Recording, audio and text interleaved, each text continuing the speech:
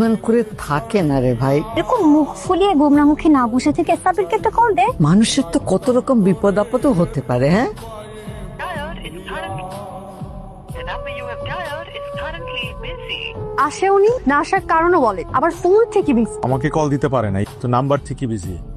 Continuously তোমার phone busy, এত কথা কার সাথে বলো? তোমার ফোনও তো বিজি, তুমি কার সাথে কথা বলো? হ্যালো, তোমার নিজের ফোন বিজি আর তুমি আমাকে বলতেছো যে আমার ফোন বিজি কিনা। আমি তোমাকে ট্রাই করছিলাম, ফোন বিজি। আমিও তো ট্রাই করছিলাম। ওকে তাহলে বেবি দুজন একসাথে ট্রাই করছিল। ওকে মেনে নিলাম। কেন কল করছিলে?